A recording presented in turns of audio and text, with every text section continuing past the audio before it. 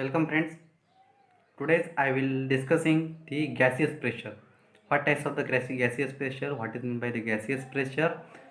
In the previous lecture, I will discussing the what is meant by the solid pressure and what is the mean by the liquid pressure. Liquid pressure म्हणजे काय, solid pressure म्हणजे काय आपण बघितलं. सॉलिडवर एखादा काही substance असतो, solid substance असतो, सबस्टन्सवर कशा प्रकारे आपण तो प्रेशर एक्झर्ट होतो त्या सबस्टन्सवर, सॉलिड पदार्थावर कशा प्रकारे प्रेशर एक्झर्ट होत असतं, प्रेशर त्याच्यावर प्रवृत्त होत असतं त्याचे ते बघितलं.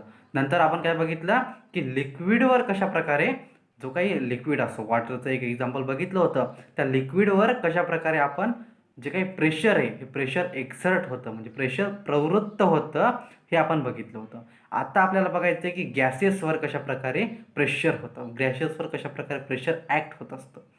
If a balloon is inflated by a fitting air by mouth, म्हणजे आपण फुगा फुगवला, it inflate on the all sides.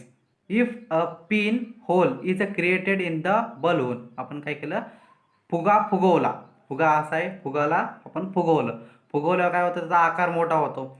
सुरुवातीला लहान असतो, त्याच्यानंतर आकार मोठा होतो. मग त्याचा आकार मोठा झाल्यावर आपण काय केलं, त्याच्यामध्ये एक पिन आपण टोचली, काय होणार, द इयर लिक्स आउट, म्हणजे काय होणार, इयर त्याच्या बाहेर जाणार फुग्यामधली, leaks out and the balloon does not inflate fully.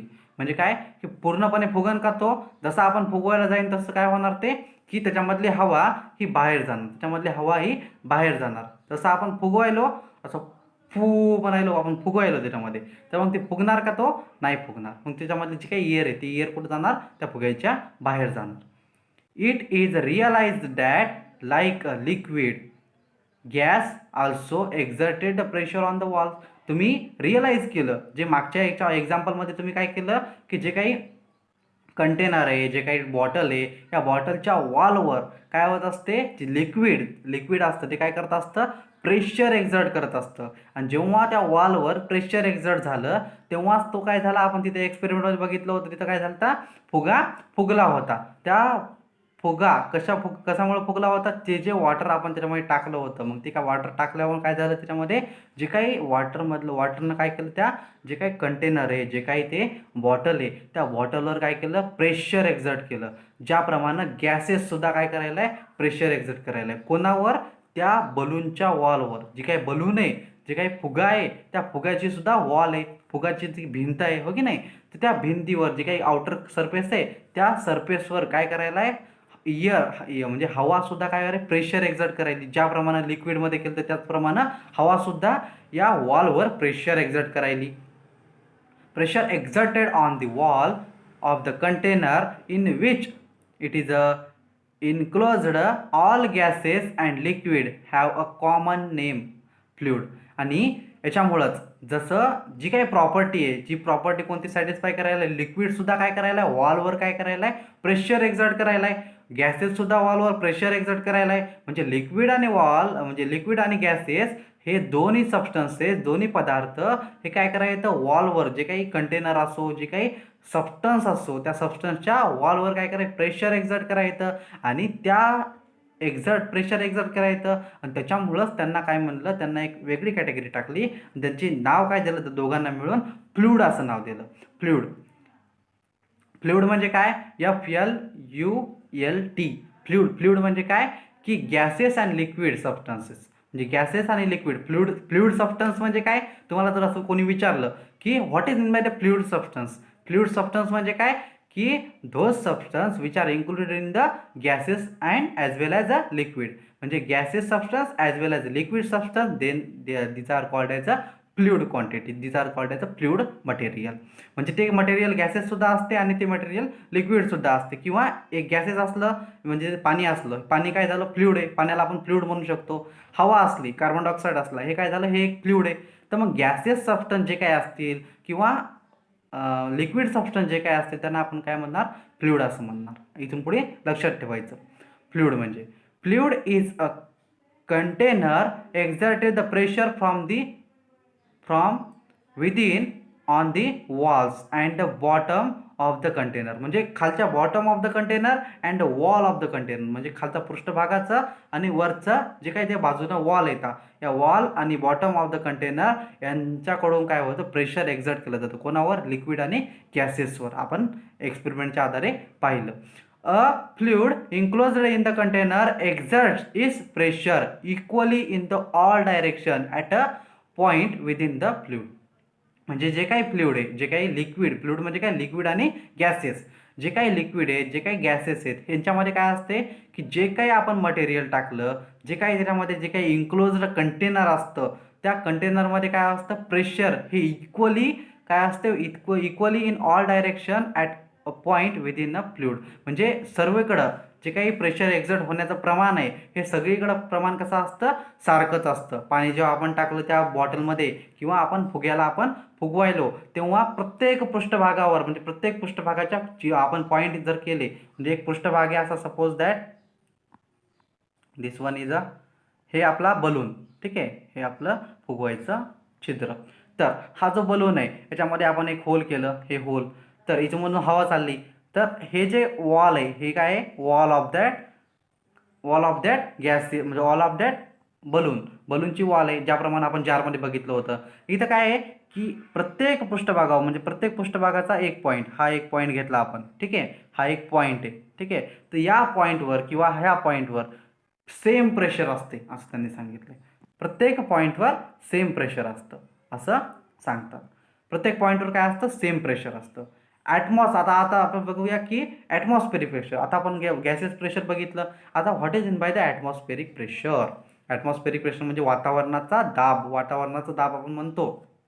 पण ॲक्च्युअली वातावरणाचा दाब म्हणजे काय असतं, the air surrounding the earth from all sides, the layer of the air is called as atmosphere. म्हणजे जी काही हवा, जी काही आपल्या सभोवताली जी काही हवा सराउंडिंगला असते त्या हवेला आपण काय म्हणतो, ॲटमॉस्फिअर म्हणतो. जे काही आपला आजूबाजूचा जो परिसर आहे ते काय आहे, ॲटमॉस्फिअर असं म्हणतो. The atmosphere exist to about 16 kilometre heights. कुठपर्यंत असतो ॲटमॉस्फिअर, 16 किलोमीटर हाईटपर्यंत ॲटमॉस्फिअर असतो.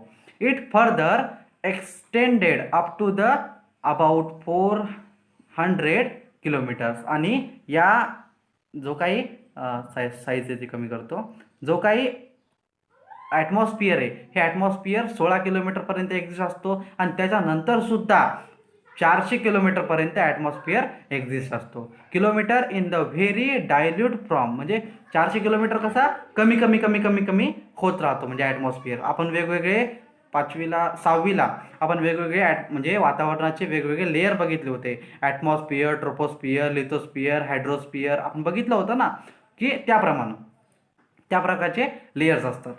तर याच्यामध्ये काय सांगितलंय की ॲटमॉस्फिअर 400 किलोमीटरपर्यंत असतो. 16 किलोमीटरपर्यंत नियरली एक्झिस्ट असतो. 400 किलोमीटरपर्यंत विरळ स्वरूपामध्ये ॲटमॉस्फिअर आपल्याला एक्झिस्ट, म्हणजे डायल्यूट फॉर्ममध्ये आपल्याला मिळतो. The pressure created due to the air is called as atmospheric pressure. आणि जे काही प्रेशर तयार होते, जे काही प्रेशर क्रिएट करतो, कोण करतो, ॲटमॉस्फिअर जो काही प्रेशर क्रिएट करतो त्याला म्हणतात ॲटमॉस्फेरिक प्रेशर. जे काही वातावरणामुळं तयार झालेलं प्रेशर असतं त्याला वातावरणीय दाब असं म्हणतात. Atmospheric pressure. Imagine that a very long hole cylinder of a unit cross section area is standing on the surface of the earth, and it contains air. Weight of this air is a force applied in the direction of the centre of the अर्थ. म्हणजे काय की imagine करा, हे जे चित्र दाखवलं तुम्हाला इथं एक बाजूला तुमच्या साईडला की एक कंटेनर आहे.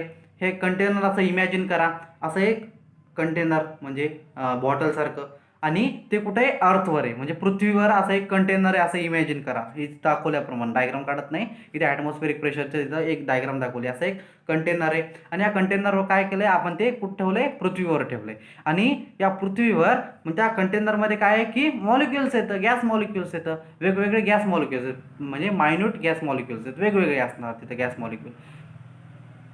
जसं इमॅजिन करा म्हणायला तुम्हाला.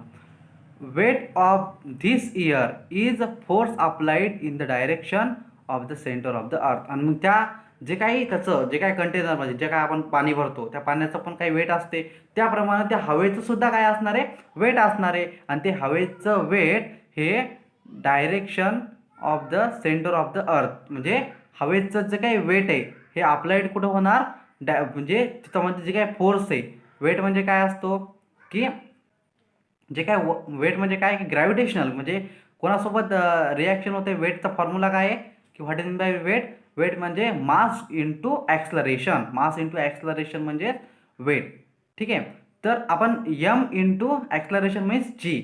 तर यांच्या दोघांचं जे काही कॉम्बिनेशन आहे, यांच्या दोघांचं जे काही गुणाकार आहे म्हणजे जी फॉर ग्रॅव्हिटेशनल फोर्स, तर ग्रॅव्हिटेशनल फोर्सकडं अट्रॅक्ट होतो. This means that the atmospheric pressure is the ratio of weight divided by the area of the surface. म्हणजे काय की ॲटमॉस्फेरिक प्रेशर म्हणजे काय, ॲटमॉस्फेरिक प्रेशर म्हणजे काय, atmospheric pressure is denoted by A, suppose that. आणि atmospheric pressure म्हणजे काय, it is the ratio of, ratio म्हणजे काय भागाकार, it is the ratio of कोणाचं, it is the ratio of weight, it is the ratio of weight divided by, it is the ratio of weight divided by area of the surface. म्हणजे केवढ्या एरियामध्ये, जर आपण एवढा area घेतला तर एवढ्या एरिया पुरतं, एवढा एरिया म्हणजे ते एरिया त्याचं क्षेत्रफळ, म्हणजे असं असं लांबी गुणीला रुंदी हे क्षेत्रफळ, चौकोन येतं आयत येते त्या एरियावर डिपेंड, वर्तुळ येते वर्तुळाचं क्षेत्रफळ.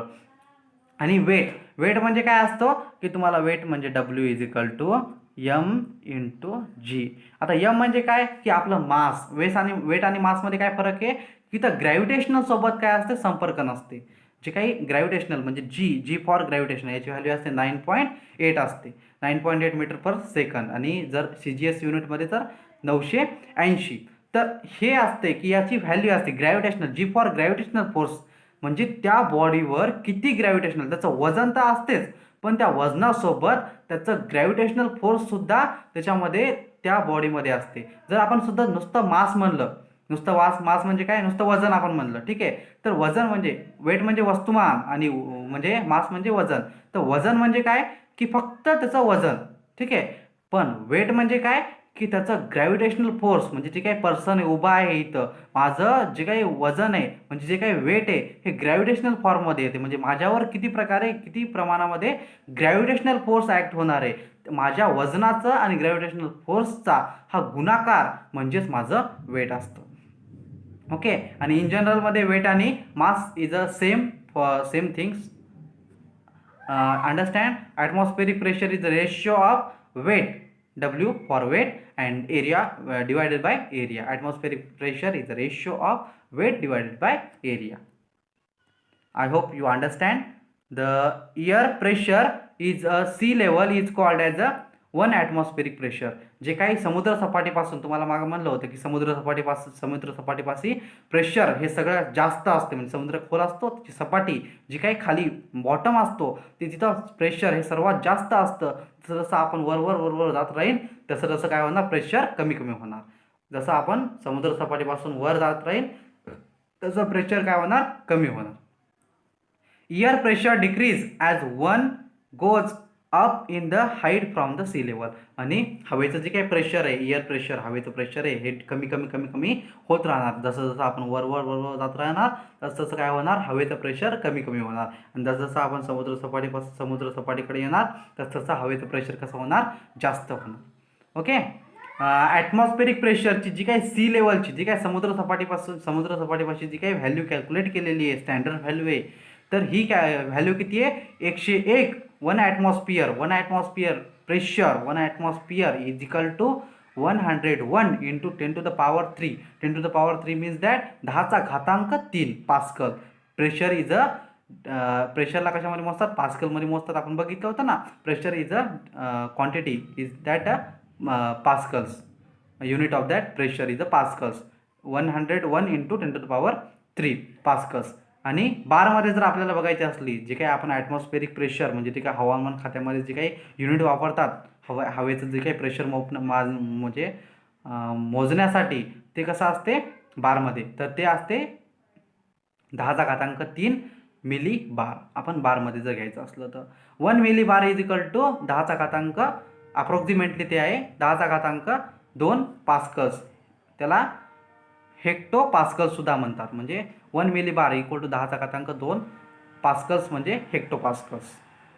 Atmospheric pressure is specified in the unit millibars or hectobars. Atmospheric प्रेशरला आपण मोजतो कशामध्ये, मिलीबार आणि हेक्टोबारमध्ये. हेक्टोबार म्हणजेच 10^2 अँड मिलीबार म्हणजे 10^3 bar. Okay. The atmospheric pressure at a point in ear is equal from all sides. Atmospheric pressure is equal from the all side, म्हणजे सर्व साईडला ॲटमॉस्फेरिक प्रेशर हे सारखंच असतं. How is this the pressure created if air exists in the closed container. The air molecules in the random motion continuous hits the walls of the container. In this interaction a force is exerted on the wall of the container. The pressure is created due to this force. म्हणजे इथं तुम्हाला जी काही diagram दिसायली बाजूच्या याच्यामध्ये तुम्हाला जी काही diagram दिसत आहे, या डायग्राममध्ये काय सांगितलं आहे, ही बघा ही diagram.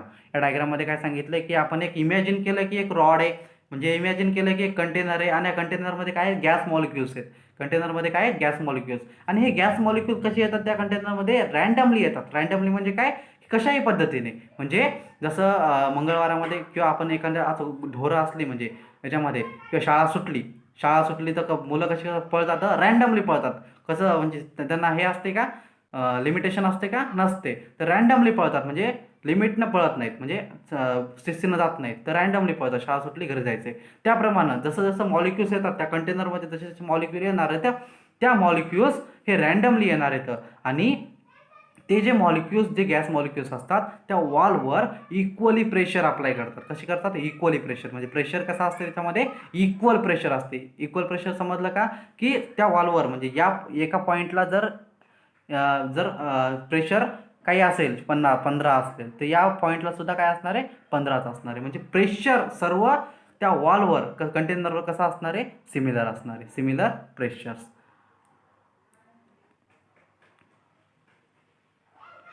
We constantly bears the atmospheric pressure on our head. However, the cavity in our body, also the filled with the air, and the arteries and veins are filled with the blood. Therefore, we do not get crushed under the waters, and due to the atmospheric pressure, as the pressure is the balanced, the earth atmospheric pressure decreases with height from the sea level as shown in the figures. म्हणजे काय, की जे काही pressure आहे, जे काही आपल्यावर सुद्धा म्हणजे प्रेशर असतं, आपल्यावर आपण जे काही उभे आहेत किंवा आपण बसलेले आहेत. आता मी इथं बसलेलो आहे घरामध्ये, तर इथं सुद्धा माझ्यावर काय असणार आहे, माझ्या डोक्यावर सुद्धा प्रेशर आहे. माझ्या डोक्यावर म्हणजे शिकवण्याचं प्रेशर नाही आहे, तर ॲटमॉस्फेरिक प्रेशर आहे. माझ्या डोक्यावर ॲटमॉस्फेरिक प्रेशर आहे. म्हणजे काय, की जो काही हवामानाचं जे काही याच्यामध्ये दाखवलं, या कंटेनरमध्ये ज्या प्रमाणामध्ये जे काही प्रेशर आहे, जे काही असं आपण असे रॉड सांगितले, त्याप्रमाणे माझ्या डोक्यावर सुद्धा असं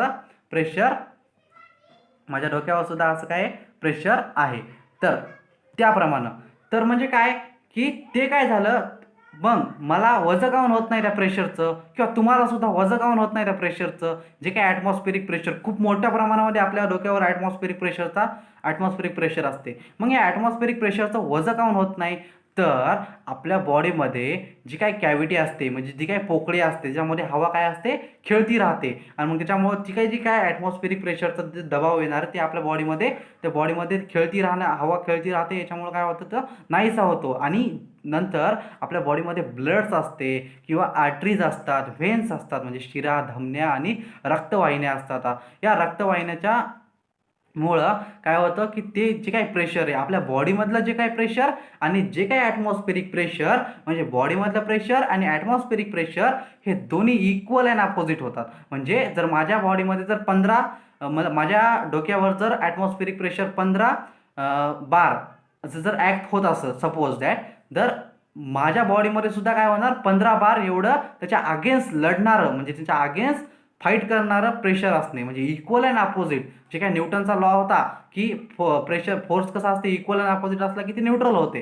तर त्याप्रमाणे म्हणजे माझ्या बॉडीमध्ये 15 न्यूटन तयार झालं आणि प्रेशरसुद्धा 15 न्यूटन आहे. याच्यामुळं मला तो जे काही माझ्या डोक्यावरचा ते काही प्रभाव आहे, म्हणजे डोक्यावरचं ते काही ॲटमॉस्फेरिक प्रेशर आहे किंवा तुम्हाला सुद्धा ते जाणवत नाही. कशामुळं, तुमच्या बॉडीमध्ये सुद्धा त्याच्या अगेन्स्ट तेवढं प्रेशर तयार होते. कशाच्या माध्यमातून? शिरा, धमन्या आणि रक्तवाहिन्या, जी काही कॅव्हिटी असते आपल्या शरीरामध्ये, त्यामुळं तसं तयार होते. Atmospheric pressure is that the pressure is a balanced. Atmospheric pressure हे कसं असते? बॅलेन्स्ड प्रेशर असते. बॅलेन्स प्रेशर म्हणजे काय? की याचं समतोल प्रेशर असते, म्हणजे सर्वकडे कसं असते? सारखं असते ॲटमॉस्फेरिक प्रेशर. म्हणजे इथं या म्हणजे माझ्या घरी कमी, हरिओमच्या घरी जास्त, श्रीच्या घरी त्याच्याहून कमी, असं असं नसते. तर ॲटमॉस्फेरिक प्रेशर हे समतोल असते पृथ्वी तलावर. The earth atmosphere pressure decreases with height from the, कधी फक्त डिक्रीज होते?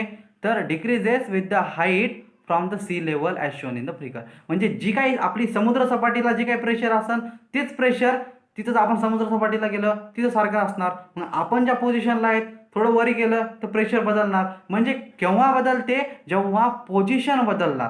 आपण जसं जसं सी लेवलपासून वर वर वर वर जात राहील, तुम्हाला म्हणलं होतं प्रेशर काय होणार? चेंज होणार. त्याप्रमाणे ॲटमॉस्फेरिक प्रेशरसुद्धा काय होणार? चेंज होणार. समुद्र सपाटीच्या वर वर जात राहील तोपर्यंत. आणि जसं जसं आपण समुद्र सपाटीकडे जात राहू किंवा समुद्र सपाटीला गेलो तेव्हा काय होणार? ते प्रेशर मॅक्झिमम असणार, मॅक्स असणार. कुठं? At the sea levels. आणि बिलो ॲट द म्हणजे जसं जसं आपण वर जाईल तसं तसं ते बिलो होत राहणार. ओके. याच्यानंतर आपले एक तुम्हाला एक डायग्राम आहे, show in the this is the diagram. याच्यामध्ये तुम्हाला फर्स्ट डायग्राममध्ये दिसत असेल की वेगवेगळ्या टाईप्सचे हे प्रेशर ॲक्ट व्हायला येतं. हे काय आहेत? Atmospheric pressure. हे सगळीकडं सारखेच आहेत. ॲटमॉस्फेरिक सगळीकडं सारखे ॲटमॉस्फेरिक प्रेशर. आणि जो काही दुसऱ्या याच्यामध्ये जो काही चार्ट दाखवला आहे, या चार्टमध्ये काय सांगितलं आहे की atmospheric pressure is a highest. कुठं असते हायेस्ट? ॲट द, हे बघा इथं हायेस्ट पॉईंट म्हणजे काय? सगळ्यात वर. आणि तिथून काय व्हायला? ग्राफ कमी कमी व्हायला आहे. हे कमी व्हायला आहे, वाढत नाही. असा आपला ग्राफ कसा असतो? असा वाढत राहतो. तर यांचा ग्राफ कसा व्हायला आहे? कमी कमी व्हायला आहे. म्हणजे ॲटमॉस्फेरिक प्रेशर